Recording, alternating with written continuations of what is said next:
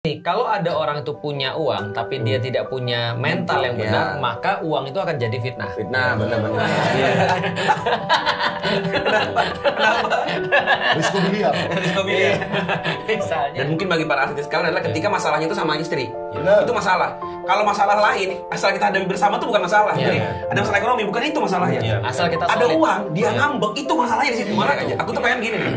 Suatu hari tuh bukan dinilai ternyata suamiku tuh adalah suami yang berhasil membimbing bapak-bapak. Aku kan bilang gini. Betul. Aku cuma pengen suatu hari dia bilang gini, dia udah berusaha yang terbaik. Benar. Aku jadi sedih sih. Baru marahan, nangis. Kok kamu nangis sih? Kamu cerita dong. Iya, aku sering kayak gitu. Nangis. Dia bilang, aku mau yang nangis. Mata, tinggal tampil. Bismillah, udah mau naik panggung. Tiba-tiba ada chat nggak jelas aja gitu, udah kayak habari bener. Khilafah mau tegak, istri ngambek, turunin lagi. Turun kan bendera itu, turun. Gue Cahyo, kesibukan saya nggak Nganggur. sibuk. Saya di ngaji aja sama ke anak-anak. Umurnya sama dengan samping saya, wajah saya 75 ya. Saya 2007 berarti berapa itu? 10, 15 tahun. 15 tahun. Enggak lebih. Ini kan Iya 15. Oh iya benar. 15 tahun. Terus alhamdulillah dikaruniai 2 orang anak. Satunya SMP kelas 2, satunya 4 tahun, satunya insya Allah ini sudah jalan 3 bulan ya. 3 bulan. Dua setengah Masya Allah. bulan. Insya Allah. Sangat produktif. Jaraknya jauh banget, cuman memang nggak ada rencana sama sekali. Masing-masing jaraknya Saya jauh-jauh. ngikuti nasihat Koveling. Pokoknya yang penting sering. Ya, yang kita tuh metodenya spamming. Ya, spamming. Ya, Ya. bukan metode teknik ya. Enggak, spamming. Mana tahu diklik kan ya. Iya, itu aja sih. Saya umur 38 tahun, saya kelahiran 84, saya nikah sudah 16 tahun ya berarti ya. Anak paling gede 14 tahun, anak kedua 12 tahun. Kalau di confirm ya. 12 tahun, terus anak ketiga 10 tahun, dan anak keempat itu 9 tahun. Berarti relatif hampir sama juga nikahnya. Hampir sama, cuma kayaknya aku adalah yang paling senior nikah di sini ya. Atau yang paling mesum ya kayaknya ya. Yang paling lembet. Saya Rizko Aditama, umur udah kepala 3. Terus aku nikah 23 Maret 2018. Anjing. Luar biasa. Ingat tentu ya. Karena istriku nonton. Kayaknya salah. Bangke, gua kan jadi beban ya. Berapa tuh ya? Kalau aku pasti ingat. Masuk tahun kelima ini kan. Berapa gue? Terus anak baru 1. Baru umurnya anakku 1 tahun 3 bulan ya. Iya, 1 tahun 3 bulan. Benar. Gak boleh nyontek. Di kalender ada. Oh iya makanya. Gua nggak buka handphone dari tadi. Ini buat gerusak rumah tangga gue ya. Iya. Pertanyaan gini. Iya. Dia pulang bermasalah nih. Bukan dong. Bermasalah. Nama Fuad Naim, terus umur 3, kepala 3. Terus Heran ya aku ya, kenapa sih mereka nggak mau nyebut umur ya? 31 kita Padahal kan tuh. kita kan Emang lebih tua ya. Ustaz tadi nyebut umur. Nyebut. 38 berdua nih. Kita 31 dua di sama. 31. Terus apa tuh? Kesibukan anak ya? Kesibukan apa anak? Kesibukan buat Oh, anak. aku nggak jawab kesibukan tadi. Pernikahan udah berapa lama juga? Udah. Oh, udah. Ya. Gua 5 tahun pernikahan. Sama dong antum ya berarti ya. Kita tuh nikahnya rentetan, Fuad dulu, terus aku, terus Fajri, terus Elan, begitu. gitu. Ya, Di tahun yang sama. Ya. Benar-benar. Berarti tidak kreatif ya kalian ya. Oke. Kenapa sih? Nikah bukan visi hidup Iya, kan? ikut-ikutan. Lahir aja, ya Fuad lahir gue. Gue lahir gitu. Gue juga lah gitu. Iya, nikah udah 5 tahun. Iya. Cara ngingetnya gampang. Hasan umur berapa tambah setahun. Oke. Tanggal nikah. Oh my god. Iya, bulan. Bulan ingat. Bulan November. ingat, ya. Tanggalnya. Kalau Ya udah, saya tuh skip. saya gampang. Karena kan hari Ibu, 22 Desember. Oh, 22 biasa. Desember. Oh. Iya. Ya. Aku baru baca penelitian. Kenapa lah? 2 juta anak-anak muda sekarang menderita depresi, Hei, sakit jiwa. gara-gara 2 juta di Indonesia sakit jiwa. sangka aborsi 2018 ya? 2008. Iya, makanya 2 juta sakit jiwa loh. Kenapa tuh? Gak tahu kenapa sakit jiwa. Stres ini kayak pandemi. Pokoknya sakit jiwa aja. Jadi kalau tadi ada dikatakan persiapan mental ya. Gitu kan ya. Orang gimana persiapan mental pada sakit jiwa? Berarti kalau terjadi pernikahan di era sekarang, Iya. perceraian akan meningkat dong. Loh itu dia masalahnya. Karena kalau kita lihat yang kemarin ya, apa namanya, ya itulah yang inisialnya Iya, oke. R itu ya. Iya. Nah, maksudnya kan itu kan itu kan salah satu menurutku ada sakit ya. Jadi kalau orang jangan lu sakit lu ya. Iya, iya. Nah, maksudku adalah ya ini bukan lagi sebuah hal yang kayak anjuran ya, tapi ini udah kayak merupakan justru sebagai seorang perempuan ya, karena aku lihat yang banyak sakit ini yang laki-laki. Oh, yang sakit mental gitu ya? Iya, tanpa diketahui. Agak Iya, gimana ya kan? betul. Maksudku, Bahkan istri nggak sakit jiwa pun gitu ya. Tetap stres gitu. Kontrol. iya betul. Jadi artinya lebih mudah kan buat laki-laki, tapi Iya. buat perempuan nih benar-benar harus ditekankan banget persiapan melihat mentalnya itu sehat atau tidak. Memilih itu tadi ya? Betul. Jangan asal nikah aja karena... Iya, karena pas taruh baik-baik aja. Iya, benar. Kayak orang normal gitu loh maksudnya. Tapi aku sepengalamanku ya, kalau pertanyaannya untuk persiapan itu butuh mental dan finansial nggak? Aku ngelihat orang-orang di sekitarku yang aku kenal, kayaknya nggak ada yang Antum masuk di depan antum. Kenapa? nggak ada yang nikah yang finansialnya itu bisa dikatakan siap. Iya benar. Iya. Pasti nikahnya itu mepet-mepet, minjem uang, Iya. jual sawah. Jadi menurutku finansial itu so-so. Karena pernikahan juga kan, kalau sekarang banyak yang bilang syaratnya berat, harus ada Iya. panai, sewa gedung Iya, mahal, segala macam. Ada juga kok yang nikahnya model aku yang nggak ada modal gitu Iya. ya. Tapi kalau Kan yang mental, modelnya kan bini antum. kasih ya. Rata-rata sama gak sih kayak? Iya. Oh, kalau aku masih punya Iza. Iya. Tetap diam ya. Kakak ipar ya. Kalian ngerampok di mana? Iya. Menurutku kalau ngomong soal siap secara finansial, siap itu kan bukan harus, maksudnya bukan harus berapa. Ya. Siap itu standarnya apa Gini, sih gitu? lah dia ngutang itu kan dia nyiapin gitu Iya, nggak sih? Luar biasa ya antum ya. Loh, maksudnya Luar biasa ya antum. jadi ya. harus siap ya harus siap. Iya. Utang. Lah kok sama. Aduh, cicilannya udah kelar ya. Iya, tapi itu betul. Iya. Termasuk kemampuan itu adalah menemukan orang yang punya uang. Lah benar, iya. Dan bisa untuk membuat orang yang punya uang itu memberikan kepada Benar, kita. itu kan maksudnya itu cara kita mempersiapkan diri juga Iya, itu loh. aku nggak minjem. Aku Iya, minta. Minta, ya. Sama Aku aja. maksa. Ya itu berarti dari finansial dan mental tuh mental ngutang, minta gitu. Ya, kalau saya ini ya, pernikahan itu kan setiap orang menginginkan kebahagiaan. Iya. Nah, sementara ini kalau kita lihat, bahkan orang yang sejak awal itu kayak menggabungkan dua kekayaan, tapi ternyata ujungnya ya berantakan juga. Ujungnya ya kena lempar bola Iya, kan. kena, iya gitu ya. Bantu Jadi ya. padahal duanya secara kekayaan mungkin bisa 7 turunan Iya. gitu. Tapi ketika disatukan dalam pernikahan Jadi ternyata 8 turunan. Iya. Ternyata yang terjadi bukan turunan tapi tanjakan. Turun berok dunia. Kok bininya Kok gitu? bininya kan nggak punya bro.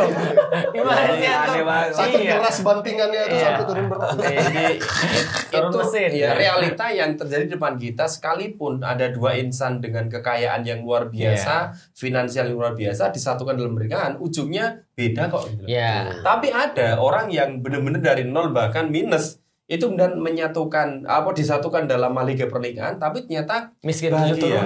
bahagia dalam tanjakan gitu kan, bukan turun lagi, ini nanjak, ini berat banget. Tapi mereka bisa menjalaninya dengan Bahagia. bahagia Iya. gitu. Dan Yo Ngaji sebagai sebuah laboratorium yang cukup terbukti Iya, gitu. betul. Ya, yang Gitu mana? sih. Yang terbukti yang pertama, terbukti yang kedua aja. Yang kedua lah. Ya.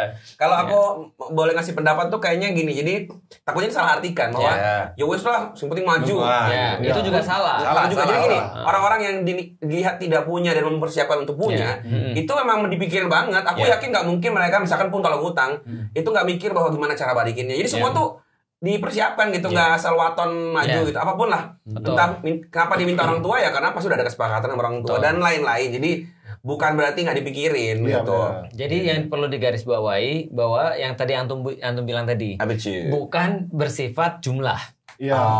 tapi yang dipersiapkan adalah mentalnya. Nah, itu. Nah, jadi artinya maksudnya gini, kalau ada orang itu punya uang tapi dia tidak punya mental yang benar, maka uang itu akan jadi fitnah. Fitnah, benar-benar. Tapi kalau seandainya dia itu nggak punya uang, tapi mentalnya sudah terlatih dan benar, sudah siap, berarti itulah yang dimaksud dengan orang yang sudah siap untuk menikah. Bukan berarti harta nggak penting, karena memang dikatakan di dalam Al-Quran harta itu adalah memang bagian wabima angfaku min amwalihim kan gitu. Jadi memang memang harus ada yang menafkahi gitu maksudnya. Cuman nggak serta-merta harus kamu belum siap nikah karena kamu belum punya mobil. Aku belum siap nikah karena aku belum punya penghasilan rutin misalnya dan segala macamnya. Nah, itu dari POV orang yang mau nikah. Dari POV orang tua, tentunya orang tua pasti pengen ya kalau antum punya anak perempuan misalnya, Mas Cahyo mau menikahin Aisyah misalnya, terus tiba-tiba ada orang datang misalnya, terus ditanya, kerjaanmu apa? Allah yang mengatur rezeki. Antum jawab apa kira-kira? Aku juga menolak karena Allah. Biasa ya. Iya, qadarullah aku diminta menolak kamu. Untung antum masih ngomong kayak gitu ya. Aku kita tadi tuh jawab mata, matamu gitu ya. Jadi artinya berarti itu yang pertama adalah persiapan finansial tuh yang terlihat, yang sesuatu yang fisik. Baru yang tidak terlihat. Yang tidak terlihat adalah emosional. Betul. Gitu kan ya. Lalu ini jauh lebih penting sih. Iya, jauh lebih penting betul. Karena kalau emosinya itu stabil, insya Allah yang lain akan nyusul. Iya, betul. Tapi kalau emosinya nggak stabil, nanjak tadi itu tadi. Pada banyak kasus deh musibah terjadi pada orang yang mentalnya stabil, dia masih bisa tenang gitu. Bertahan. Tapi nggak ada apa-apa bagi orang yang nggak stabil, ngamuk-ngamuk gitu. Jadi benar. emang kestabilan emosi itu penting banget. Dan cara menyikapi tadi kan, kalau ada orang punya banyak ekspektasi, kalau ada orang kemudian dia tidak bisa manage uangnya misalnya, ataupun dia tadi dia tidak siap dalam keadaan dia punya uang atau tidak punya uang, ya keadaannya sama gitu maksudnya. Nah itu juga bikin problem. Ya, secara ekstrim katakanlah begini. Jadi tadi dari minus gitu ya, dua-duanya minus gitu ya.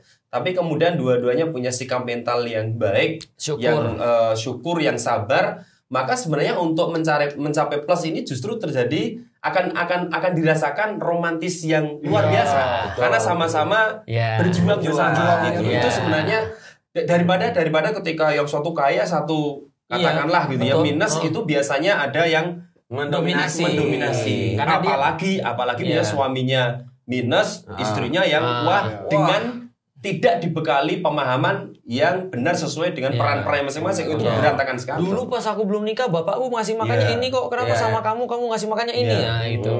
Ya itu kadang-kadang tadi kan ada orang bilang, Rizko bilang, awalnya orang menikah tuh pasti semuanya pada nggak punya. Itu ideal. Tapi ketika ada orang-orang sama-sama punya, mereka soal taken for granted. Bagi orang-orang yang nyari uangnya itu ada tantangan gitu kan ya, bisa makan nasi padang aja itu istimewa.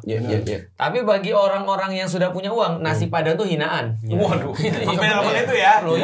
Paling enak loh nasi padang loh. Loh, serius loh, ada orang-orang kok nasi padang sih? Loh, itu aku pernah lihat ada beberapa anak-anak yang aku dapat cerita. Kemarin kan aku membimbing anak-anak yang sekolahnya di tempat yang berada Itu ada yang misu-misu. Ketika makanannya cuma ayam. Cuma ayam ya. Padahal pengennya makanan ayam. Bekatul. Dedek. Bekatul sih. Jadi bagi ayam aja itu nasi padang loh. Bagi dia kok ayam lagi sih. Paham gak sih maksudku? Jadi kayak kesyukurannya jadi berkurang. Karena dia tidak pernah merasa bahwa dia tuh jadi seseorang yang ngelihat ayam tuh kayak, antum paham gak sih dulu kita kecil ngeliat Indomie kayak apa? Itu udah kayak makanan mewah. Karena cuma bisa makan seminggu sekali. Gitu kan ya? Masa ya relate? Serius. Gitu kan ya? Kalau dia bilang paling susah aja nasi telur. Katanya bapaknya kaya gimana sih? Itu jangan dia tidak bisa makan Indomie karena nyetok mie sedap. Bapaknya pro mie sedap ya. Jadi artinya persiapan finansial itu adalah persiapan mental sebenarnya untuk finansial. Sebagaimana Abdurrahman bin Auf itu ketika hijrah ke Madinah itu tidak punya uang, tapi dia punya mental kaya. Gitu. Itu finansial. Yang kedua persiapan tadi mental atau emosional. Jangan sampai semua tuh ditanggapin dengan setengah mikir atau berpikir pendek. Dan ya seorang laki-laki itu berarti dia harus bisa menanggung lebih banyak. Bersabar lebih banyak. Dan bicara mental itu bukan hanya bicara berani, sabar, bukan, tapi ini terkait dengan iman pasti. Benar. Pemahaman tentang rezeki, pemahaman tentang peran seorang suami. Jadi ilmu tentang pernikahan itu yang sebenarnya nanti akan mempengaruhi mental dia. Pola pikir itu yang nanti ketika calon istri, calon suami sudah pola pikirnya sama, maka ini akan terbentuk keluarga yang bermental positif ketika nanti menghadapi apa-apa yang terjadi di depan. Karena ketika sudah menikah itu beda banget. Beda banget. Sesederhana begini misalnya, orang baru nikah, lalu kemudian dia bilang, saya harus pergi keluar kota. selama seminggu, sepekan misalnya. Nah, bagaimana tanggapan istrinya? Istrinya nanya, sepekannya pergi keluar kotanya ngapain sepekan? Kalau dijawab, saya ada project. Project ini segini, kamu pergilah nggak apa-apa. Tapi kalau saya pergi sepekan untuk jalan kajian misalnya. Kajian untuk misalnya roadshow yuk ngaji misalnya. Itu project. Ada jelas-jelas yuk ngaji pulang-pulang nggak bawa apa-apa. Bukannya nggak bawa apa-apa, duitnya keluar. bawa baju kotor pulang. Nah, sementara dia punya orang tua yang orang tuanya juga di kampung perlu uang. Adiknya nggak sekolah gara-gara nunggak 6 bulan sekolah misalnya. Nah, bagaimanakah posisi seorang istri ketika dalam keadaan seperti itu? Itu kan butuh mental tadi. Akankah? Ini kayak udah silet ya, luar biasa. Apakah dia itu nanti akan protes suaminya? Kamu mbok ya perhatian jangan cuma pada orang lain dong. Keluarga sendiri kamu nggak perhatian. Kamu ngisi orang lain, kita sendiri terlunta-lunta. Kamu nggak tahu di kampung bapak juga sudah perlu. Kamu nggak tahu nih adikku juga nggak sekolah. Kenapa kamu belum lagi keluarga dan segala macam? Nah coba, apakah dia mengerti secara emosional menghadapinya seperti apa? Atau ketika dia melihat ada sesuatu yang nggak dia sukai pada istrinya? Gimana caranya? Gimana? Atau responnya? Kenapa? Risiko biliar. Misalnya, kan ini kan mengontrol mulutnya kan adalah apalagi mulut kayak saya. Jadi kan ini kan penting ya, gitu. Karena ketika kita udah marah sama istri, Sakofa itu nggak main. Iya benar. Ayat itu dibacain ke kita juga kita malah marah.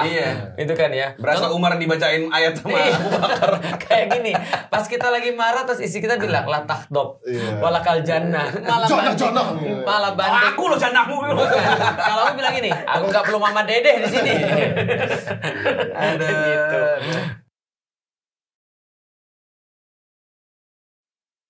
Aku tuh semenjak hijrah tuh gak punya cita-cita ini. Ngalir aja ya. Ini gak ngomong, gak tau ini nanti mungkin yang tua yang ngasih tahu apakah ini pantas ditiru apa enggak. Aku kayaknya jadi kaum Qadariyah nih.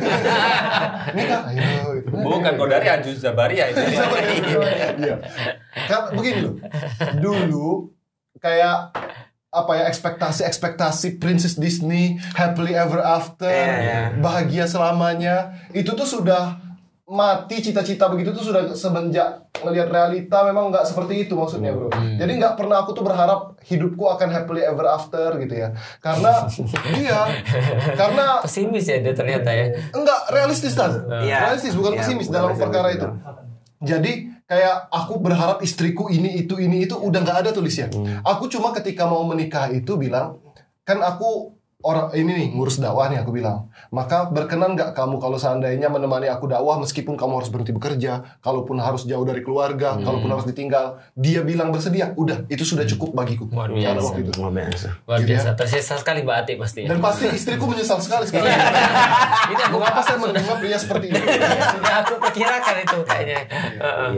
Tapi benar, nanti mungkin Ustadz yang bisa ngasih tahu apakah ini positif atau enggak. Tapi aku merasakan yang sama kayak Rizko. Jadi orangnya mungkin gara-gara materi kodok-kodar gitu, lebih ke fokus ke apa yang bisa di depan mata, diusahakan, apa gitu, nggak terlalu mikirnya gimana-gimana. Jadi dari semua teman aku tuh nggak pernah kayak ngebet taruh tuh nggak ada. Bener-bener ada mau taruh, yaudah yuk gitu. Maksudnya bener-bener kayak jalan aja, nggak terima ya udah bener-bener. Gak tau kenapa pokoknya kalau Allah ngasih pasti yang baik udah gitu. Jadi kayak nerima jalan. Nikah pun nggak ada ekspektasi apa terlalu banyak gimana. Setelah ya gitu aja, jadi memang mengalir. Makanya kadang aku tuh suka mikir apa aku yang salah ya. Karena ketika ngeliat gini, contoh deh namain anak aja. Ini orang kok namain anak mimpi besar banget gitu loh. Hasan. Satu sama Al-Fatih, wah kayak gitu ya. Ini apa Mujahid Khorasan, Mujahid Aqsa. Aku tuh mah nggak bisa gitu, tante. Aku nggak mau ekspektasi gimana kan? Realistis maksudnya. Iya, maksudnya untuk diriku aja. Aku nggak ekspektasi. Aku nggak mau naruh itu ke sesuatu di luar kekuatanku tuh loh. Aku namain dia Hasan. Aku udah ulang-ulang bilang nih di setiap live streaming tuh. Supaya dia jadi anak baik aja, baik buat aku, baik buat agama ini. Jadi kalau dia lebih itu udah bahagia banget tuh. Jadi takutnya dia terbebani terus akhirnya bisa, kamu kenapa namanya Goci? Nama aku sebenarnya jauh dari doain nih. Karena misalkan dikasih nama Mujahid apa ternyata dia gitu. Maka udah bismillah yang segitunya gitu. Makanya kalau bilang apakah ada ekspektasi yang ini kayaknya sih enggak sih. Aku malah nikah tuh ekspektasinya jelek aku. Serius. Enggak, kalau dia usul balik ngisi kajian soal nikah apa gitu loh. Wah, ada surat yang kuberikan kepada istriku. Iya. Gini. Itu ekspektasi jelek tuh. Kuberikan nama anakku begini-gini. Biar apa? Biar dia tidak bertanya. Apa masalah 3? Maka dibicara di Google. Aku ceritakan. Iya, karena ekspektasi itu jelek. Tau nggak kenapa aku ngasih anakku 1453? Kenapa? Karena aku nggak yakin aku bisa nemenin mereka sampai dewasa. Iya, kalau Tapi itu realistis sih. Udah hilang aku. Tapi itu realistis. Iya, makanya. Jadi ekspektasiku itu, realitanya ternyata aku belum hilang. Ada yang minta nih. Iya, maksudnya ini lebih baik daripada ekspektasiku gitu lebih loh baik maksudnya. biar nggak hilang ganti 1404 Iya, makanya. Dekat Iya. Itu langsung diantar. Iya, itu kan Langsung langsung diantar kan. Makanannya langsung Bisa ya. diantar, iya. Kalau ini apa Tad? Kalau apa namanya? Antum pernah nggak ngajak anak ke bukit? Kamu lihat Roma di sana gitu. Kalau aku sih justru ekspektasiku rendah ya. Artinya aku ngasih tau itu kemungkinan terburuk yang bisa terjadi dalam pernikahan. Aku diusir dari rumah, aku kasih tahu.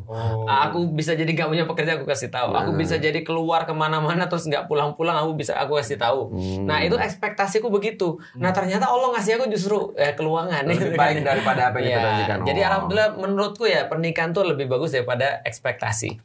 Tapi sebenarnya ya yang perlu kita kasih tahu juga beda antara ekspektasiku pas belum muslim sama ekspektasiku pas sudah muslim. Ekspektasiku pas belum muslim nonton Romeo and Juliet yang mati dong. itu loh apa Claire Dance yang zaman dulu. Iya, Tapi iya. gitu bro. Nggak maksudnya Sirius mati, apa namanya romansanya itu loh. Terus bayanganku ketika nikah tuh kayak apa misalnya kayak apa lagi ya film apa lagi misalnya Ya Yoko sama Bibi Lung lah. bukan iya Yoko sama Bibi Lung Apa sih? iya Pai Sucen sama Han Wen. Tapi kok sedih semua ya Titanic ya mati satunya. Ini, aku nangkep ekspektasi kita bahkan muslim sekalipun Full on love. sebelum ngaji ibaratnya bahwa sakit itu cinta. Nggak tahu kenapa. Pada kenyataannya kita ngerasain kalau bisa nggak ada yang sakit deh karena itu nyusahin gitu. Dan gak ada scene marahan dan segala macam. Dulu tuh harus ada begitu supaya di film Korea kan. Iya biar itu tuh menarik kayak itu lucu. Aku tahu film Korea apa. Ada yang lupa ingatan, dia hampir mati. Terus suaminya menemani sampai dia mati. Lu kira cacat gampang cacat seumur hidup gitu.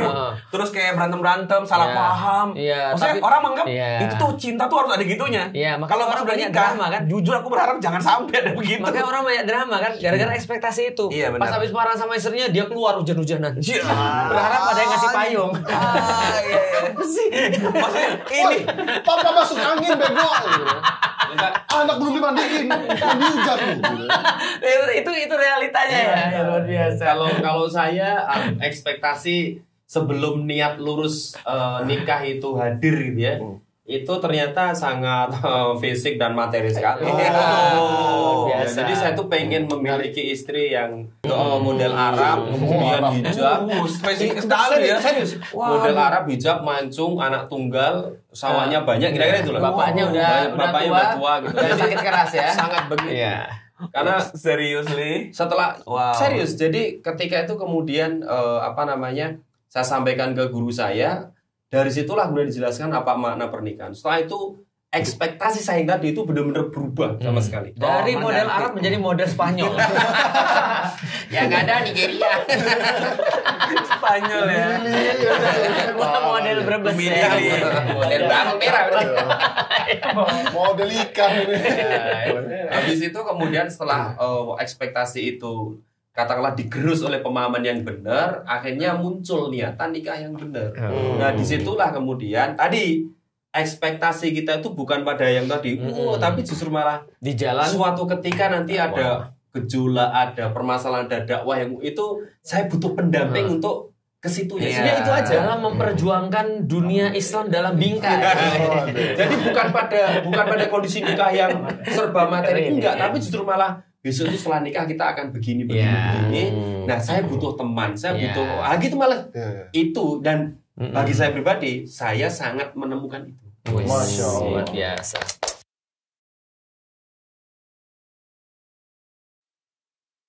Masalah rumah tangga ya, masalah rumah tangga itu menurut saya bisa dipilah-pilah ya. Ada masalah organik ekonomi dan masalah non-organik. Organik dan non organik. Kayak sampah ya. Ada masalah yang by design dan tidak by design. Ya banyak sih masalah rumah tangga itu, bahkan katakanlah masalah ekonomi saya ini curhatannya. Jadi pada saat nikah, tahu nggak gaji saya berapa? Ada gaji. Pasti tidak digaji. Pasti tidak digaji. Iya, Anda bisa bayangkan ya 250.000 sebulan. Itu kan Bahkan makanya untuk diri sendiri aja itu masih berat ya. motong berat somai. Motong somai. Iya. Dan apa namanya kontrakan itu 400.000, gaji 250. Anda bisa Padahal kontrakannya udah murah ya. Iya, murah banget. Itu tetap aja gajinya nggak bisa Gajinya nutupin dengan 250. Nah, ruangan segini tuh pernah saya sekat ya. Jadi ini ruang tidur, terus di depan tuh nanti ada kompor, dan suatu ketika hujan deras banget, bener-bener ambruk ininya. Atapnya tuh ambruk. Kita pas keluar, ketika pulang itu udah berantakan, 400.000. Dan itu kita ngeliat ke atas. kita lalu berdua sang lihat atas itu, Tapi romantis sih. langsung kelilipan semua. Berharap kayak di film ada cahaya. Iya, ada cahaya. Cahaya. UFO ya. Jadi tapi ketika kemudian tadi, jadi bagaimana cara mengatasi hal itu? Apakah kemudian kita akan dulu enggak? Justru ya udah, ini yang pertama ya bersabar, yang kedua nanti ikhtiar aja, selesai. Tapi tidak ada masalah emosional antara kita dengan istri kita, tidak ada sama sekali. Gitu. Kenapa? Malah ketawa ya. Malah ketawa. Ini masalah kita. Pernah bener-bener satu hari nggak punya uang, wallahi nggak punya uang sama sekali. Tiba-tiba istri saya itu nyuci baju.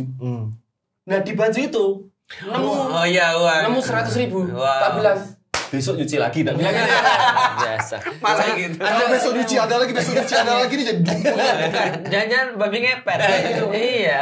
Ada keajaiban-keajaiban yang membuat kita tuh geli jadi Yang lucu. aku mau tanya lu itu mencuci baju orang lain. Kayaknya baju bupati tuh kayaknya gitu. Aku khawatir mencuci baju orang lain. Kita pernah sehari itu hanya bener-bener 5.000 rupiah. Bener-bener 5.000 rupiah, saya masih ingat, beli telur penyet di perempatan Kauman. Itu telurnya besar banget, banyak tepungnya itu ya. Udah itu bagi 10. Dan sekarang itu jadi cerita yang Lucu. lucu gimana ya? Jadi Tapi itu kondisi udah punya anak belum? belum, malah hamil. Wow. Gitu loh. Bisa dibayangkan hamil, nggak ada bener-bener nggak ada uang. Tapi lagi kembali ke awal tadi, sebenarnya kesiapan mental inilah yang menurut saya menjadi solusi ketika ada masalah. Iya. Gitu. Dan Jadi itu perlu dicatat tuh ya, tadi tuh. berdua itu bukan saling menyalahkan, tapi justru memandang ini masalah kita. Ini masalah bareng. Ini Karena masalah bareng. tidak ada yang perlu disalahkan. Itu modal awal menurut saya. Aku sepakat bahwa menganggap masalah bagiku dan mungkin bagi para artis sekalian adalah ketika masalahnya itu sama istri. Itu masalah. Kalau masalah lain asal kita hadapi bersama itu bukan masalah. Jadi ada masalah ekonomi, bukan itu masalahnya. Asal kita ada solid. uang, dia ngambek, itu masalahnya di situ malah. Jadi itu aku yang penting urusanku sama istri itu nggak ada masalah gitu. Makanya kadang-kadang kalau kita punya masalah pribadi, kita sendiri nih yang buat masalah. Terus kalau istri kita bilang nggak apa-apa, nanti kita coba lagi, kita jadi tenang. Karena dia menganggap itu masalah bareng. Padahal Tapi kita ini buat masalah. semua sudah jalan nih di depan mata, tinggal tampil. Bismillah udah mau naik panggung, tiba-tiba ada chat nggak jelas aja gitu, udah kayak habari bener. Khilafah mau tegak, istri ngambek, turunin lagi. Turunkan bendera itu, Turunkan. Balik lagi demokrasi. Iya. Artinya kan itu sebut tadi kuncinya tuh solid tadi. Iya benar. Nah, artinya kalau seandainya contoh kita punya masalah bareng. Contoh nih, kita punya keputusan, yuk kita ngontrak di sini nih misalnya. Wah tapi ini mahal, gimana? Gak apa-apa, kita kontrak sini kan kita sudah punya keperluan, bla bla bla bla. Akhirnya kita ngontrak. Taruhlah awalnya harusnya ngontraknya 30 juta, jadi ngontraknya 60 juta. Gara-gara dia pengen punya usaha atau dia pengen punya tempat yang lebih luas untuk ngaji dan segala macam. Tapi tiba-tiba pas ngontrak ternyata rumahnya nggak seperti yang diharapkan. Terus dia bilang gini, kamu sih milih di sini. Padahal ini keputusan bareng. Itu mendadak berubah jadi masalah. Tadinya kan bersama, tiba-tiba jadi melawan gitu. Bukannya kan. kamu yang mau usaha. Kan kamu juga ngomong kemarin mau ada pengajian. Asli. Tapi kalau dia punya masalah, kita juga bilang nggak apa-apa, nanti besok kita coba lagi. Jadi kalau caranya itu adalah menjadi satu. Iya itu. Dan kalau bagaimana caranya menjadi itu, satu. Itu masalahnya itu. Jangan Masalah jadi lain dua, lagi. itu kata Mas Hussein. Ya gimana caranya biar bisa jadi satu. Satu itu bukan kesatuan fisik tapi kesatuan visi. Iya, visi ini kan. Pokoknya kalau kita sudah satu visi itu nggak mungkin kan jadi satu. Cuman mungkin harus dipahami bahwa itu ideal. Nggak, jangan sampai orang selalu menganggap nanti ini malah jadi bahan ribut. Kamu lupa kita punya satu visi dalam jadi. Bahwa itu karena ada juga kayak gitu. Iya, aku ngerti. alasan ya. Padahal pada kenyataannya ada banyak hal misalkan nih mood lagi nggak enak atau mungkin istri lagi dapet kondisi lingkungan lagi nggak mendukung itu aja. Jangan bahas visi kan sih kayak yang penting tenang dulu. Cuman ini soalnya sering pas masih jomblo itu kan pengajian semua ngarahin idealitas pernikahan termasuk visi itu besok tuh mendadak ada hal yang nggak sesuai realitas itu kayak rasa kamu sudah tidak mendampingi aku dalam dakwah kamu merawat ada lalala betul. Ya namanya walaupun sudah di dunia dakwah suami istri itu pengemban dakwah paham visi bahwa pernikahan ini tuh untuk mengemban dakwah tetap manusia tetap banyak bahkan dalam hal-hal yang sudah jelas-jelas untuk dakwah banyak sekali. Misalnya contoh kadang-kadang istriku tuh ngomentarin kamu tuh udah ngabisin duit ke sini sudah ngabisin waktu ke sini coba lihat apa yang terjadi ngapain kamu kayak gitu-gitu lalu aku bilang gini kamu ngeraguin keputusan dalam dakwah bukan ngeraguin musik Cina muncul langsung bukan ngeraguin tapi kamu tuh kayak gini-gini terus kamu bisa lebih baik waduh jadi battle ya bener sih jadi battle nah artinya balik lagi dalam keadaan seperti itu memang perlu ada yang calm down benar sih setuju dan memang laki-laki itu menangnya logika di titik itulah aku pernah sampai di titik kayak bertubi-tubi gitu terjadi entah di luar mana kan tekanan terus ada rasa kayak gini berat amat ya ngerti gak sih tapi yang bagaimana posisinya udah harus gitu karena dan aku merasa kayaknya aku salah deh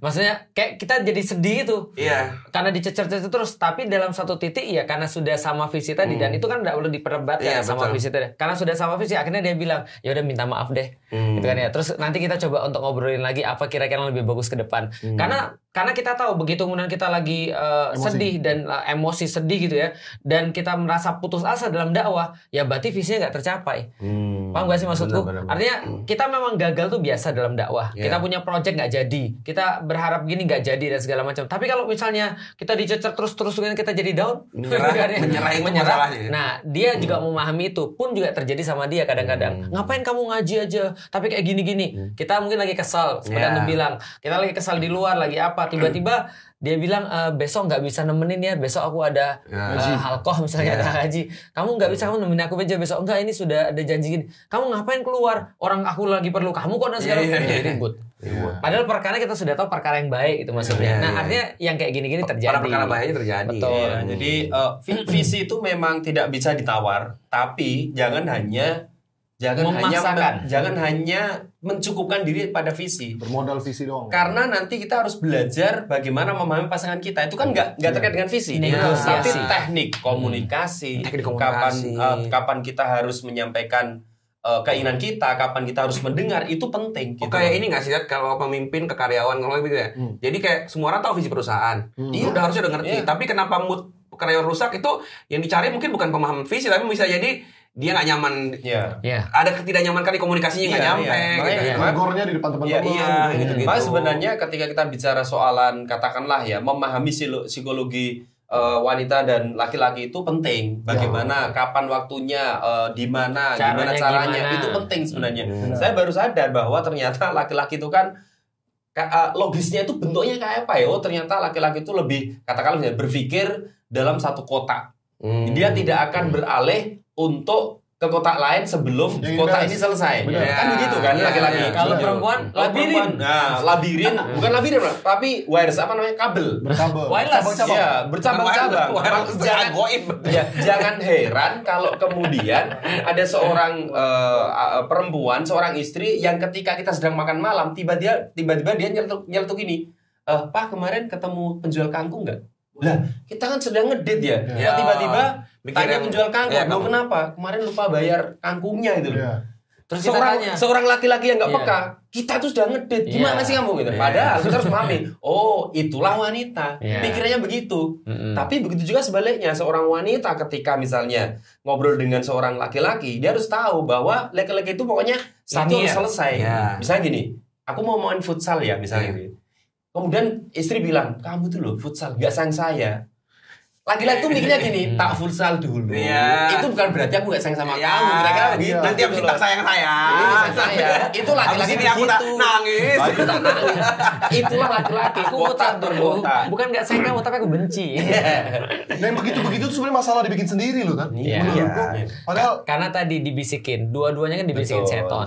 Iya. Pokoknya kalau kita sudah nggak komunikasi, Bener sih. lihat ya, kalau kita sudah nggak komunikasi, yang ngomong setan. Aku setuju. Aku pada banyak hal itu solusinya diem. Iya. Karena aku tahu ini lagi bisik. Benar. Selama aku masih marah, ini bukan aku yang ngomong, ini bukan aku nih. Ini ada yang bisikin. Jadi aku tahan. Dia benar-benar sampai udah serius loh. Dan karena udah selesai tuh marahnya tuh di kepala. Baru komunikasi. Untung gak ngomong tadi. Iya. Benar. Kalau ngomong udah salah semua aku tuh pernah, udah. aku Iya. pernah begitu. Pokoknya jangan mengambil keputusan pada saat emosi. Dah. Asli. Iya. Makanya jangan Kuncinya. ngomong. Iya, mending sama. Kata orang bilang gini, jangan ngomong kalau lagi marah dan jangan janji kalau Lagi lagi seneng. bahagia. Iya. Oh. Nah, itu yang kedua aku susah. Aku salah waktu. Aku tidak melakukan itu. Bahkan diemnya laki-laki itu ngeri loh bagi seorang wanita. Iya. Dia takut. Oh ini benar. Ya makanya parah banget. kemarin kan kita Ya udah, bahas kita diem. kan tentang KDRT pas di sini kan. Maksudnya kenapa kamu harus mukul padahal diem itu lebih menyakitkan. Iya. Gitu. Tapi aku tuh lucu. Aku tuh orangnya nggak bisa. Pertama kan Maya awal nikah ya. Iya. Itu tuh gak apa namanya? Pengennya tuh masalah udah selesai kan. Jadi betul. kalau dia tuh ngambek, aku Tidur. Dia kalau ngambek kan langsung kayak pengen diem gitu. Aku dibahas dong. Iya. Kamu menyiksa aku ini. Iya. Kamu tidur aku nggak bisa tidur. Nah tapi ternyata setelah sekian lama baru kita terbuka ngerti. saling ngobrol. Iya. Aku tuh pengennya kalau aku lagi marah, kamu tuh diem. Iya. Aku takutnya aku diem dikira nggak perhatian. Jadi Betul. ada saling miss gitu loh. Ya. Marahan, nangis. Kok kamu nangis sih? Kamu cerita dong. Iya, Bahas dong. iya, aku sering kayak gitu. Lagi nangis. Dia bilang, aku mau yang nangis gitu. Itu yang nangis bilang, aku nggak bisa. Dan itu tau kan, kejadian tahunya pas kapan? Pas lagi Rihla sama Nanda berdua keluarga gitu. Di jalan tuh lagi curhat gitu kan. Istriku curhat ke istrinya Nanda. Gara-gara Terus, antum. oh maunya begitu. Ini contoh yang tidak peka nih, ya. Tidak peka. Gitulah. Aku tuh di antara berempat ini ayah yang paling baru. Anakku baru lahir tahun kemarin gitu ya. Kalau dikatakan perannya apa itu, ini lebih berpengalaman sih. Tapi sejauh ini aku sebagai suami, Ngajak main game lah. oh iya, sebagai suami itu tentu saya menindas istri. Patriarki. Iya. Aku yang jelas, misal tanggung jawabku sebagai suami itu harus aku ambil. Misal untuk menafkahi, mendidik, mengarahkan, itu sudah seperti biasa. Pengen aku dan istri itu kayak partner dalam kehidupan gitu. Yeah. Yang namanya partner Partner tuh in crime. Belajar bareng. biasa aja gitu. Iya. Jadi kayak ketika lagi belajar, kadang aku tahu dalilnya tapi aku nggak menyampaikan, kita nonton kajiannya. Itu yang jelas peran suami. Nah kalau peran ayah ya juga kayak gitu. Walaupun anakku masih sangat kecil, itu sudah dari sekarang aku ajarin baik cara apa ya? Cara menggebuki orang ya. ya, gitu ya. Gimana? Ya, pokoknya cara dia beraktivitas lah. Minimal cara gimana dia menghormatin ibunya. Iya. Iya benar. Iya. Itu aku. Kalau aku sih ini ya, orangnya tuh kayak ini sebenarnya sesuatu yang tidak patut dicontoh gitu, karena harusnya emang siap banget dulu. Karena aku ngeliat beberapa teman-teman kita kayak let's say Hawa atau mungkin si Frun gitu ya, yang teman dekat, dan aku mereka tuh udah prepare banget loh. Like mereka tuh udah tahu banget anak ini kayak 20 tahun lagi akan jadi apa kayak gitu. Ya. Dari semua hal lah. Nah kalau aku tuh ngerasa gini karena orang ada tangganya itu loh. Nah aku kalau ke situ tuh kayak harus lompat banget gitu. Iya. Nah jadi aku mencoba waras dulu. Jadi menjadi seseorang yang belajar terus apa yang aku dapat, aku langsung ke situ. Misalkan nih follow semua yang parenting itu. Nah aku coba ngakuin itu. Kemudian nanti Ustaz kan sering tuh kalau kita diskusi kan, gini aku nyuri denger terus. Oke, aku nggak ngelakuin itu. Oke, aku akan coba yang ini kayak gitu. Jadi so far sambil jalan. Makanya aku nggak bisa nyontohin yang gimana. Jadi kalimat Hasan tadi itu aku pakai ke diriku, ke istriku. Aku juga pengen jadi suami yang baik aja. Aku tuh pengen gini nih. Suatu hari tuh bukan dinilai ternyata suamiku tuh adalah suami yang berhasil membimbing bapak-bapak. Aku bilang gini. Betul. Aku cuma pengen suatu hari dia bilang gini, dia udah berusaha yang terbaik. Benar. Aku jadi sedih sih. Baru aku mau ngomong Aku gitu. ngomong gitu aja serius. Jadi semua salah itu sebagaimana aku mengampuni semua apa yang ayahku lakukan ke aku. Jadi Betul. aku rasa di zaman itu dengan apa yang dilakuin, lu nggak Itu bisa sudah paling maksimal. asli, lu nggak bisa Jangan cocokin, dijudge. lu nggak bisa cocokin dengan standar yang gimana. Itu yang aku coba lakuin sekarang. Jadi semua standar ada dan gue berusaha untuk jadi standar itu. Cuman tentu ada batasan yang gue nggak bisa ini gitu. Jadi selalu berusaha. Cuman tadi suatu hari istri dan atau anakku bilang dia udah berusaha jadi ayah yang terbaik atau dia berusaha jadi suami yang terbaik itu sih. Itu baru aku mau ngomong tadi, karena prinsipku dalam mendidik anak atau dalam berdakwah itu kayak main panah. Waduh. Jadi ada satu dia dilempar-lemparnya gitu. Iya. Lempar-lempar. Iya, dia ada targetnya. Jadi ada quotes panah yang sangat menarik di orang Turki. Mereka bilang gini, menarik panah adalah usahamu. Begitu panah terlepas daripada busur, maka itu sudah ketentuan Allah. Jadi main panah di dalam Islam itu dia tidak pernah membahas kena atau tidak kena. Yang dibahas adalah bagaimana narik sampai maksimal dan ngelepas dengan maksimal. Begitu sudah lepas, itu bukan urusan kita lagi. Makanya di dalam Al-Quran kan juga gitu kan ya. Bukan kalian yang memanah, tapi adalah Allah yang melempar. Bukan kalian melempar, tapi adalah Allah yang melempar. Artinya adalah begitu lepas itu, begitu kena, kita nggak membuat diri kita bangga. Karena itu bukan karena saya. Ini hasil didikanku nih. Betul. Seperti Antum bilang, nanti kalau anak ini jadi, kita bisa bilang itu bukan karena saya. Saya cuma bekerja keras untuk memfasilitasi. Tapi dia begitu, itu ketentuan Allah. Tapi kalau misalnya kita sudah berusaha keras dan anak itu ternyata belum jadi apa-apa misalnya, ya sudah, berarti mungkin ada ketentuan Allah yang lain yang lebih baik bagi dia. Tapi yang harus maksimal adalah nariknya itu sampai habis. Perjuangan kita ya. Artinya jangan sampai kita itu tidak maksimal dalam usahanya. Dan kita itu juga jangan sampai berharap banyak pada sesuatu yang kita nggak bisa kontrol. Benar. Karena sebaik-baiknya orang dalam mendidik anaknya ternyata ada parenting inilah, parenting itulah, segala macam lah. Emang menjamin anaknya jadi baik? Enggak. Betul. Karena anaknya Nabi aja ada yang jahat. Benar. Dan ini nggak menarik, aku nggak tahu sistem panah ya. Posisi narik yang terbaik itu kadang nggak yang harus paling kencang, paling posisinya segala macam menentukan nggak sih? Nah, menariknya gini. Menariknya setelah kita belajar lebih banyak, teknik mana tuh beda-beda.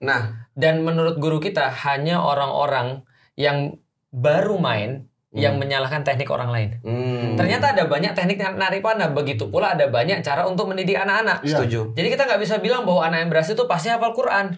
Kalau nggak hafal Quran dia nggak berhasil. Nggak bisa gitu juga. Maksud gini, kadang tuh kita tuh memfokus ke nariknya, tapi nggak melihat bahwa anak ini sepotensial apa. Ngerti nggak sih? Jadi kayak udah tak paksa gini ternyata dia bukan di situ potensinya itu loh. Karena fokusnya aku udah ngelakuin yang terbaik gitu. Karena indikasinya ada pada contoh misalnya aku udah berusaha semuanya tapi anak ini nggak jadi karena dia pengennya anak ini jadi penghafal Quran misalnya. Nggak cuma memahami. Bahwasanya yang maksud tuh usaha terbaik itu apa? Memberikan dia pendidikan yang terbaik, minimal mengenalkan dia dengan Al-Quran, membuat dia baca Al-Quran, kita sendiri baca Al-Quran dan segala macamnya. Nah, ini semua sudah kita lakukan maksimal. Nanti jadinya apa? Itu ya sudah ketentuannya Allah. Sama persis seperti Yusuf. Kalau kita bicara parenting, Yusuf parenting apa? Itu kan dia ketemu bapaknya cuma beberapa waktu loh. Tapi setelah itu kemudian pergi. Nah, artinya kan betul. Artinya tidak semua harus kita lihat sama. Tapi usaha terbaik itu harus sama pada setiap ayah. Maka setiap ayah itu apapun bentuknya, seberapapun kemudian dia itu bagi anak-anaknya adalah ya apapun nilainya, mau baik mau buruk, tapi antum jangan lupa bahwasanya setiap ayah itu berhak dihargai karena kerja kerasnya dalam mempersembahkan yang terbaik yang dia mampu. Dan kita nggak tahu terbaik yang dia mampu itu apakah membuat anaknya bilang, wah bapakku mah nggak memperhatikan aku, dia mah cuek orangnya, padahal dia nggak tahu bahwa itulah yang terbaik yang bapaknya sudah lakukan gitu maksudnya. Dan itu setelah jadi bapak kan aku baru ngeh ya. Misal dulu bapak aku memberikan banyak hal ataupun melakukan banyak hal yang gak enak juga gitu ya. Tapi aku baru sadar mungkin memang itulah yang bisa terbaik dia lakukan pada saat itu loh. Bahkan untuk menjaga anak istrinya tetap berada, memiliki atap, listrik tetap nyala, dapur ngepul, itu tuh perjuangannya udah luar biasa itu. Mungkin membentak. Gitu. Dan itu nggak pernah terbesit ketika kita belum berada di posisi itu loh. Terus kan sering juga kayak gini. Aduh, aku kemarin misalkan Hasan ya, aku nggak ngerasain tuh orang tua aku selalu ada buat aku gini-gini. Maksudnya gini, iya kalau orang tua lu ada, dapur lu nggak nyalain, dia tuh mungkin sibuk keluar nyari nafkah. Jadi, iya tadi nggak usah ngelihat orang lain. Yang jelas setiap ayah dihargai karena kerja keras. Kalau saya pribadi, jadi ketika bicara sebagai seorang suami ya, maka yang paling berat itu kan sebenarnya ku anfusakum wa ahlikum nar. Jadi alangkah sok jumawanya saya ketika saya tiba-tiba di kursi kemudian istriku saya ajari gitu. Apalagi istri saya lebih pintar. Aku juga ngalamin gitu, istriku lebih pintar. Aku tuh sangat-sangat bersyukur ya mendapatkan seorang Lili Witrianingsih. Mention namanya. Honorable mention. Lah bahasa Arab lebih jago segala macam. Nah, salah satu upaya saya untuk katakanlah memberi ruang kepada dia pikiran saya bahwa istri saya itu adalah ibu dari anak-anak, istri saya itu adalah guru dari anak-anak. Maka setiap dia mengatakan, Bi, ada kelas online, apa itu? Tafsir dengan, ayo, ada uang nggak ada, ya kita cari gitu loh. Itu benar-benar saya memfasilitasi sebagai seorang suami ya kan. Apalagi kemudian ya dia di rumah menjadi umun warabatul bait, dia di rumah untuk kemudian bina anak-anak, dia perlu sakofah katakanlah yang bagi saya pribadi yang banyak lah untuk anak-anak gitu ya. Itu benar-benar saya pengen fasilitasi, ayo enggak apa-apa. Yang terpenting memang ini untuk anak. Dan bener, istri saya itu belajar Tuhfatul Atfal itu diajarkan ke Aisyah dengan metode dia tentunya. Karena saya mikirnya gini bahwa anak saya itu pengen melihat ibunya bahwa ibunya itu seorang pembelajar kehidupan kira-kira mencontoh. Iya, dia pengen anak saya itu kemudian mencontoh uminya, jangan abinya gitu kan. Nah, jadi kalau kemudian soalan tadi ya, seorang suami harus menasihati istri sekarang, menurut saya dua-duanya itu ya kayak Rizko. Ini kayak kelas. Kayak kelas bareng-bareng. Belajar bareng-bareng. Kadang aku banyak belajar dari istriku. Aku ya mungkin istriku belajar dari aku juga gitu loh. Kadang-kadang aku banyak belajar dari istriku. Kadang-kadang istriku yang ngajarin aku. Pada sama belajar dari istri orang. Pada titik ini tuh aku ngerasa gini, aku sama kayak Ustaz Cahyo. Jadi istriku tuh dia di agama lebih kuat. Lebih makanya pas bisnis tuh bilang gini, aku kira kamu Ustaz. Kata pertama setelah menikah, aku kira kamu Ustaz. Kan lagi poppers. Kan ulama ada yang su ya. Jadi aku sekarang benar-benar tadinya aku ngebayangin tadi beban yang bener loh. Harus kayak nasihatin gini. Itu beban loh. Jadi benar-benar kayak apa yang gue tahu gue sembunyikan, nggak boleh kadang-kadang gini. Sekarang aku lebih tanda kutip ya jadi diriku sendiri. Iya. Loh itu kan gue mikir gini, emang puasa apanya sih yang ini? Jadi dia nggak tahu. Jadi aku justru nggak kepengen sok pintar. Depan dia justru aku pengen ya terbuka apa adanya gitu lain. Nah, ada hal juga yang nggak tahu, dunia. Nah, anak ini yang menurutku butuh balance. Makanya ketika dia mau apa yang soal kayak bangun mental dia, fun dan lain-lain, aku tuh biasanya lebih ke aku. Lebih pendidikan itu ke ibunya. Jadi saling berbagi tugas aja sih. Dan capek kali kalau kita berusaha. Jadi gini, aku kalau ngisi di luar, itu kan aku harus memposisikan diri sebagai seorang yang berbagi ya. Kalau sampai di rumah aku memposisikan diriku sebagai anaknya. Paham gak sih maksudnya? Bener-bener manja. Setuju. Mama baju kotor. Ini sampai hari ini. Aku pengen manja. Ini sampai hari ini tuh kuku-kuku yang memotong harus istri. Luar biasa. Enggak supaya ada momen dipotong ya. Kalau aku digigitin. Ya sama tikus. Aku tahu kenapa lu dipotongin sama istri. Kenapa? Susah begini. Nyangkut. Potong kukunya kagak nyampe. Capek kali kita di luar ngisi, di dalam ngisi. Dan terus apa ya? Saya yakin loh teman-teman di UKJ itu jarang banget kalau kemudian ngajari istri enggak. Saya yakin karena apa? Karena realitanya tadi sebelum kembali ke titik awal tadi, visi itu kalau sudah diemban oleh dua orang sama-sama sama, maka mereka nanti itu akan memperhatikan apa ya kewajiban saya. Tahu diri. Jadi dia akan katakanlah ya dia menuntut ilmu keustadahnya dan diterapkan kepada peran dia sebagai seorang istri. Saya akan menuntut ilmu katakanlah kepada ustadz yang ada, kemudian itu akan diterapkan ke diri kita juga. Sehingga ya sudah cukup lah gitu loh. Karena problemnya apa aku kasih tahu ya. Begitu contohnya misalnya jadi seorang ustadz misalnya di rumah. Assalamualaikum warahmatullahi wabarakatuh istriku. Usikum nafsi wa taqwa. Aku menasihati kamu dan diriku sendiri untuk bertakwa kepada Allah. Bertakwa kepada Allah, ini dalilnya dikeluarin semuanya. Nanti besok kalau kita ada sesuatu yang kecela nih, kita harus bilang katanya punya dalil. Apalagi yang tahu celah-celahnya itu ya istri. Iya, itu masalahnya. Dan itu belum selesai ceramah. Itu sudah celah-celahnya banyak banget. Dan tadi kayak home sweet home, kayak apa rumahku surgaku tadi itu benar-benar terjadi ketika aku bisa jadi diriku sendiri. Titik di mana aku harus nyembunyiin sesuatu, itu berarti udah gak nyaman banget di rumah. Maka ketika istriku tahu aku seburuk apapun, itu malah jadi tempat ternyamanku karena kamu yang justru tahu menerima semuanya gitu. Sebagaimana sebaliknya juga gitu. Makanya contoh kecil kemarin pas Ramadan, tuh dia ngingetin, "Bah, ini udah nggak pandemi, kayaknya udah pada mulai iktikaf deh." Nah, aku Google dulu ya gitu. Dan itu orangnya udah mengerti gitu. Jadi karena sejak awal mungkin segala ekspektasi yang dia punya dan lain berjalan dengan share diri kita udah sama-sama paham lah. Gitu. Kalau untuk anak, untuk anak itu memang tadi anak itu kan beda-beda. Saya adalah termasuk orang yang menurut saya pribadi pernah mengalami kegagalan ataupun kesalahan di dalam mendidik anak. Benar-benar itu membekas sekali kepada anak saya yang pertama gitu. Tapi seiring waktu terus berjalan, kemudian kita belajar kepada para ustadz, oh ternyata pola ini salah, seperti yang disampaikan oleh Fuad, bahwa pola orang tua itu pernah saya bawa kepada anak saya. Pada akhirnya malah berantakan. Nah dari situ ternyata untuk memperbaiki itu tidak gampang gitu.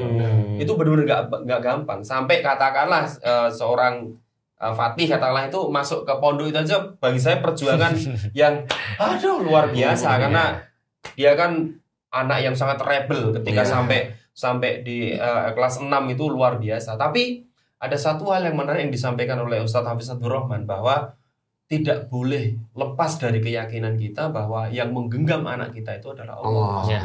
Maka disitulah ada kata futuh ya. Futuh itu dibuka. Jadi ketika anak bermasalah, ini pasti orang tuanya sedang bermasalah dengan Allah. Itu langsung kayak ketampar-tampar gitu. Jadi benar serius.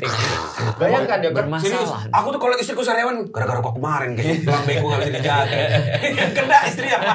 Dan itu ternyata menurut saya pribadi itu manjur banget ya. Ketika kita tuh sering ya dulu ketika kemudian bermasalah langsung bla bla bla bla. Tapi sekarang setelah dinasihati oleh para ustadz, yang pertama dilakukan kalau ada masalah dengan anak itu bukan ke anak, ke diri sendiri, tetapi ke diri sendiri. Wabil khusus kaitannya dengan Allah. Jadi karena kita yakin hati anak itu yang menggenggam adalah Allah, maka ya sudah kita mintanya kepada Allah. Ya Allah, futuh anak saya ya Allah. Itu ya. Pokoknya kalau sudah bermaksiat gitu ya, walaupun maksiatnya ya biasa, anak kecil, kenakalan kecil, itu tetap kita harus mengatakan ini ada sesuatu yang saya lakukan. Apalagi ketika mereka belum balik, karena mereka kan belum ada pilihan kan. Nah itu berarti mereka benar-benar kayak masih ada kabel lah dengan kita. Cerminan, betul, itu cerminan. Maka hari ini kalau ada masalah dengan anak, kita benar cuma tatap-tatapan, kita salah banyak kayaknya. Udah kita selesai. Gitu. Berarti apa yang harus saya lakukan? Ya udah gitu. Keren. Mencintai karena Allah itu berarti mendahulukan Allah di atas segala-galanya. Berarti sudah mengetahui Allah baru bisa mencintai manusia yang dicintai Allah. Jangan duluan manusianya baru kemudian Allahnya dikebelakangkan. Nah itu.